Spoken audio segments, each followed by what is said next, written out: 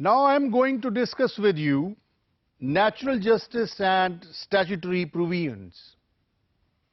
यहां पर natural justice से मुराद है दो प्रिंसिपल्स. पहला प्रिंसिपल ये है कि no one can be a जज इन हिज ओन कॉज, और दूसरा प्रिंसिपल ये है कि no one can be condemned unheard. और यहां पर इस टॉपिक में जो दूसरे सेगमेंट है वो ये है कि वो स्टैट्यूटरी प्रोविजंस के मुतल्लिक बात करता है. स्टैट्यूटरी प्रोविजंस जो होती हैं वो एक स्टैट्यूट में मौजूद होती हैं. लेजिस्लेचर का काम जो होता है वो इनेक्टमेंट का होता है, और इनेक्टमेंट के जरिए से जो लॉ बनता है उसे हम स्टैट्यूट कहते हैं, और उसकी जो प्रोविजंस हैं उसको हम स्टैट्यूटरी प्रोविजंस कहते हैं. अब सवाल ये पैदा होता है कि क्या एक स्टैट्यूट में नेचुरल जस्टिस की स्टैट्यूटरी प्रोविजंस होती हैं या नहीं, एक एडजुडिकेटरी अथॉरिटी को या एडजुडिकेटरी बॉडी को फॉलो करने के लिए. आइए हम देखते हैं. Generally no provision is found in any statute for the observance of the principles of natural justice by the adjudicatory authorities.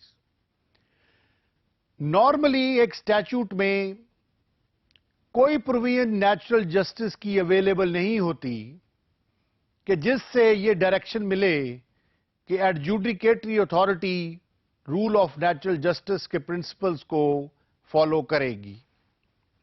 तो सवाल पैदा होता है whether the adjudicating authority is bound to follow the principle of natural justice.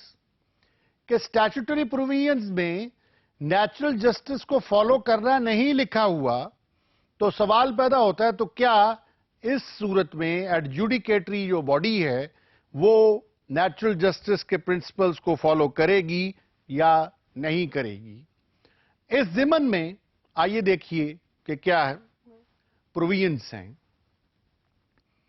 The law got well settled after the powerful pronouncement of Biles J. in Cooper versus Wandsworth Board of Works,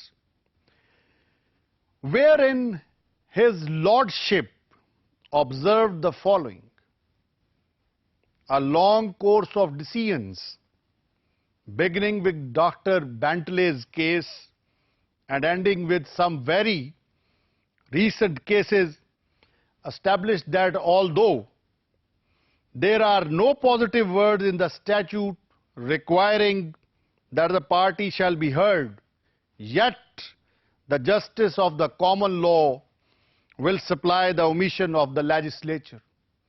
यहां पर यह बात की गई है कि अगर statute जो है वो कोई ऐसी स्टैट्यूटरी प्रोविजन नहीं देता जिससे नेचुरल जस्टिस के प्रिंसिपल को फॉलो करना मैंडेटरी हो, तो यहां पर किया जा रहा है, यहां पर बताया जा रहा है तो स्टैट्यूट की ये गलती जो है वो कॉमन लॉ जो है उसको रेक्टिफाई करेगा. इसका मतलब ये है कि रूल ऑफ नेचुरल जस्टिस को फॉलो करना जो है वो बहुत जरूरी है. D Smith also says that where a statute authorizing interference with property और civil rights is silent on the question of notice and hearing, the courts will apply the rule as it is of universal application. D Smith कहता है कि अगर कोई statute है और वो civil rights और प्रॉपर्टी राइट्स के मुतल्लिक इंटरफेरेंस के मुतल्लिक बात कर रहा है और खामोश है नेचुरल जस्टिस के प्रिंसिपल्स को फॉलो करने के मुतल्लिक, तो ये जो नेचुरल जस्टिस के प्रिंसिपल्स हैं ये लाजमी अप्लाई होंगे, क्योंकि ये यूनिवर्सल एप्लीकेशन के प्रिंसिपल्स हैं. Moreover, my dear students, it is against the rule of natural justice if the complainant and the judge and the prosecution is one and the same person. इस ज़िमन में professor H.W.R. Weds कहता है breach of natural justice will produce void decisions.